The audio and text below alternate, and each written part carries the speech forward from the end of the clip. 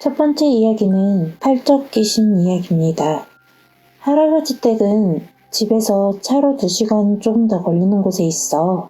시골이지만 왠지 그런 분위기가 좋아서 고등학생이 되어 오토바이를 탈 수 있게 되자 여름방학이나 겨울방학 같은 때 종종 혼자서 놀러가곤 했어. 그때마다 할아버지랑 할머니께서는 잘 왔다며 기뻐하며 반겨주셨어. 하지만 마지막으로 간 게 고3에 올라가기 직전이니까 벌써 10수년 이상 가지 않은 게 돼. 결코 안 간 게 아니라 못 간 거지만. 그 이유는 이래서야. 방학이 시작하자마자 좋은 날씨에 이끌려서 할아버지 댁에 오토바이를 타고 갔어. 아직은 추웠지만 들판이 따뜻하고 기분 좋아서 거기서 잠깐 쉬고 있었어. 그런데 어디선가 하고 이상한 소리가 났어. 기계적인 소리는 아니고 사람이 입으로 내는 소리 같았어. 그것은 포인지 보인지 구별이 잘 가지 않는 포와 보 사이의 소리랄까? 뭐지? 하고 생각하고 있었더니 담장 위에 모자가 있는 것을 발견했어. 근데 자세히 보니 담장 위에 놓여있던 게 아니었어. 모자는 그대로 옆으로 이동을 하고 있었어. 담장 끝까지 오자 한 여성이 보였어. 그 모자는 그 여자가 쓰고 있었던 거야. 여자는 흰 원피스를 입고 있었어. 하지만 담장의 높이는 2m 정도. 그 담장 위로 얼굴을 내밀 수 있다는 건 얼마나 키가 큰 여자인가 생각했어. 별 생각도 안 하고 멍하니 그 여자가 있던 쪽을 보고 있었는데 여자는 어느덧 내 시야에서 사라졌어. 그리고 여자가 사라지자 포포포 하는 소리도 사라져 있었어. 그때는 키 큰 여자가 밑창에 엄청 두꺼운 부츠를 신고 있었던가 굽이 높은 신발을 신은 키 큰 남자가 여장을 했던가 정도로밖에 생각하지 않았어. 그날 오후 밖에서 일하시던 할아버지 할머니가 돌아오셔서 이야기를 하고 있었어. 있잖아, 아까 엄청 큰 여자를 봤어. 남자가 여장이라도 한 걸까? 라고 말해도 그러냐? 하시면서 별로 관심이 없어 보였어. 담장보다 키가 컸어. 모자를 쓰고 맞다. 포 이렇게 이상한 소리도 내면서 걸어다니던데? 라고 말을 하는 순간 할아버지 할머니는 말 그대로 그냥 얼어붙었어. 그 후 언제 봤느냐, 어디서 봤느냐, 담장보다 얼마나 컸느냐. 할아버지가 약간 화난 듯한 얼굴로 질문을 하셨어. 할아버지의 그런 모습에 당황하면서도 내가 질문의 대답을 마치자 할아버지는 굳은 얼굴로 깊이 생각을 하시더니 옆방으로 가셔서 누군가에게 전화를 걸기 시작했어. 전화로 무슨 얘기를 하는지 잘 들리지는 않았지만 내 옆에 앉아 계신 할머니는 떨고 있는 것처럼 보였어.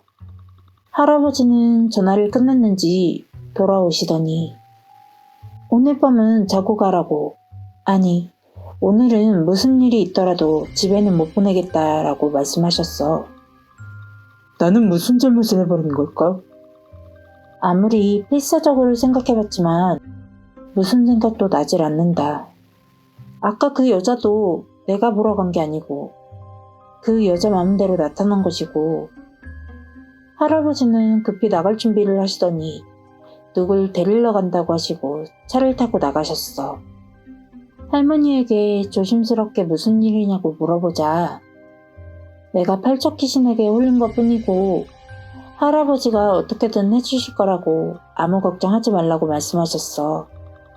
그리고 할머니는 할아버지가 돌아오실 때까지 그 귀신에 대해 조금씩 이야기해 주셨어. 이 부근에는 팔척 귀신이 있다고 하셨어. 팔척 귀신은 덩치가 큰 여자의 모습을 하고 있고 이름 그대로 키가 8척 정도이며 포 하고 남자 같은 이상한 웃음소리를 냈다고 해. 본 사람에 따라 상복을 입은 젊은 여자이기도 하고 기문호를 입은 노파이기도 하며 작업복을 입은 중년이기도 하는데 모습은 다르지만 여성이고 키가 크고 머리에 무언가를 쓰고 있다는 것. 거기에 기분 나쁜 웃음소리는 공통되어 있었어. 옛날에 여행자에게 붙어왔다라는 소문은 있으나 정확하지는 않아. 이 지역에 지장이 봉인되어 있어. 다른 지역으로 가는 일은 없어. 펄쩍 귀신에게 홀리면 수일 안에 잡혀 죽게 된다고 해. 마지막으로 펄쩍 귀신의 피해가 나온 것은 15년 정도 전이었어. 이건 나중에 들은 이야기지만 펄쩍 귀신이 다른 지역에 이동이 가능하다는 길은 이유는 모르겠지만 정해져 있어서 그 길에 마을 경계에 지장을 모셨다는 거야. 펄쩍 귀신의 이동을 막기 위한 일이지만 그것이 동서남북 경계에 전부 4군데에 있는 듯해. 무엇보다 어째서 그런 걸 머무르게 해두었나 라고 하면 주변의 마을과 무언가의 협정이 있었다고 들었어. 예를 들면 수리권을 우선으로 한다던가. 펄쩍 귀신의 피해는 수년에서 10수년에 한 번 정도였기 때문에 옛 사람들은 그럭저럭 유리한 협정을 맺으면 된다라고 생각했던 것일까? 그런 걸 들어도 전혀 리얼하게 느껴지지 않았어. 그러던 중 할아버지가 중년의 노파를 데리고 돌아왔어. 큰일이 났구먼. 지금 이걸 갖고 있게. 노파가 그렇게 말하며 부적을 주었어. 그리고서 할아버지와 함께 2층으로 올라가 무언가를 하고 계셨어. 할머니는 나와 같이 있어 주셨어. 화장실을 갈 때도 따라오시고 화장실 문을 완전히 닫게 해주시진 않으셨어. 이쯤 와서 생각해보면 뭔가 큰일이 난 게 아닌가 하고 생각하게 되었어. 조금 지나 2층에 올라가 한 방에 들여보내줬어.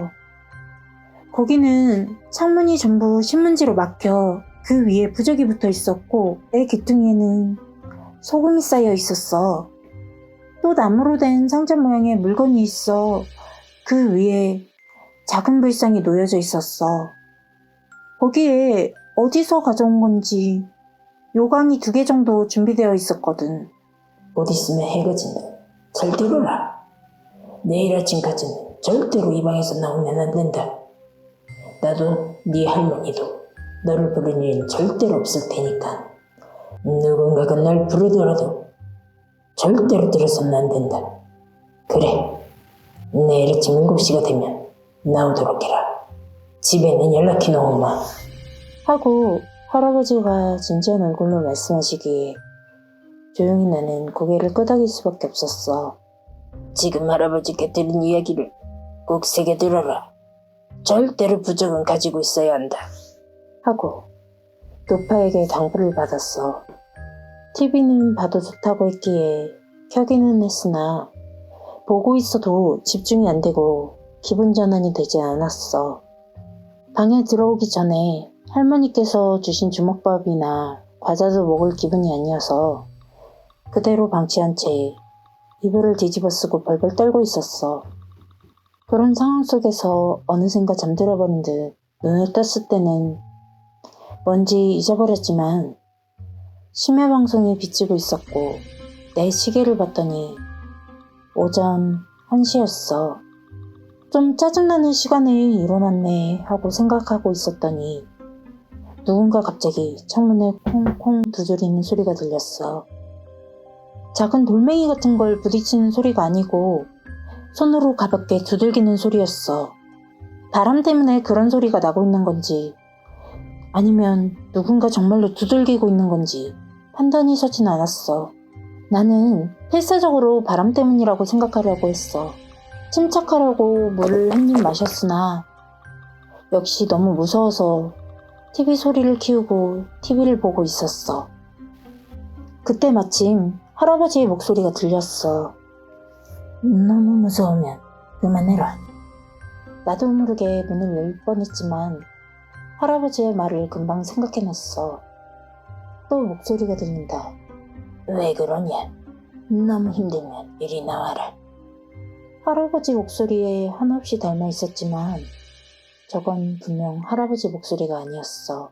어째선진 모르겠지만 그런 느낌이 들어서, 그리고 그렇게 생각한 동시에 닭살이 돋았어.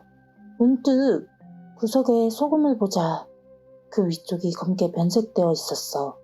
부적을 쥐고선 웅크리고 덜덜 떨고 있었는데 그때 그 소리가 들리고 창문이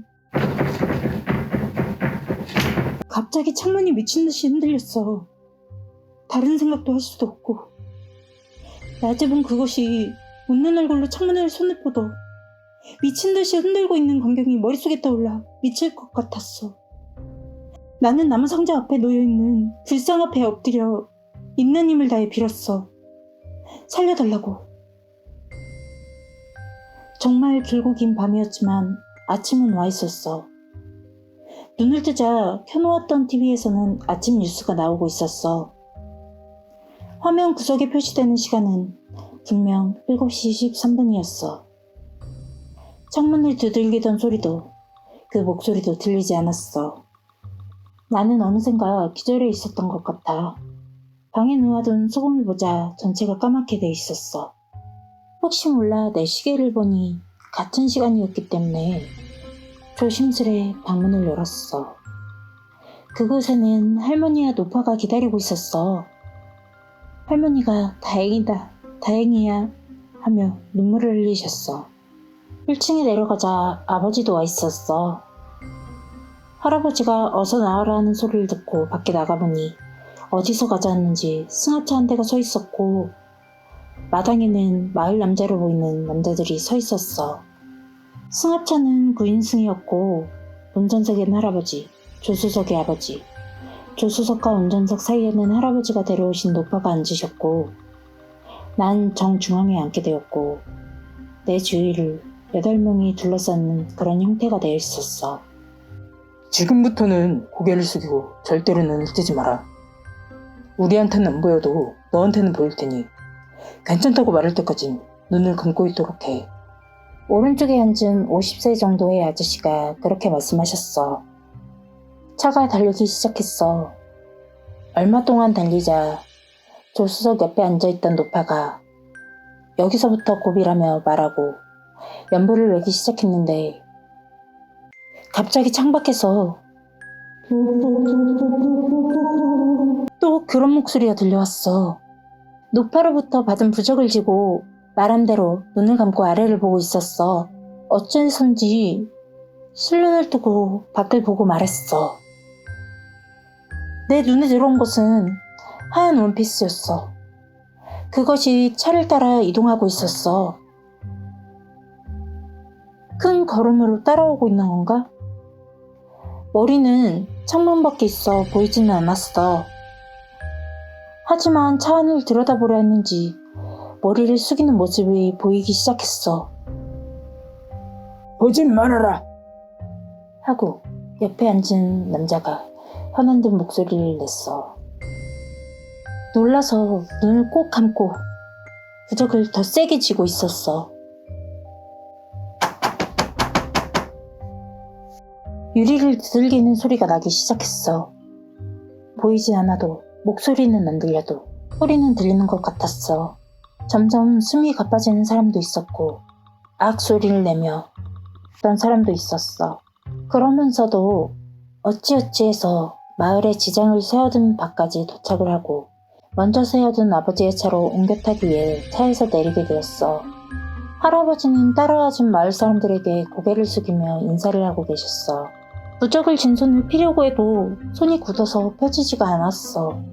구겨진 부적은 새까맣게 타들어간 것처럼 변해 있었어. 노파와 아버지는 이 마을만 빠져나가면 팔척 귀신은 절대로 따라오지 못한다고 하니 괜찮을 것이라며 말했어. 노파는 혹시 모르니 가지고 있으라며 부적을 주었고 나와 아버지는 그 길로 집에 돌아오게 되었어. 아무것도 바뀐 게 없는 일상으로 돌아와 적응을 하고 그 후 10수년간 가위 한번 눌리지 않고 살았어. 할아버지 할머니 노파도 돌아가시고 나서 이 글을 쓰게 된 이유는 단 하나. 들은 이야기에 의하면 엊그저께 외부 사람이 음주운전으로 그 마을에 있던 지장에 부딪혀서 지장이 하나가 깨져버렸다고 하는 거야. 그리고 어제부터 창밖에 들리는 낯익은 소리. 구독과 좋아요는 저에게 사랑입니다.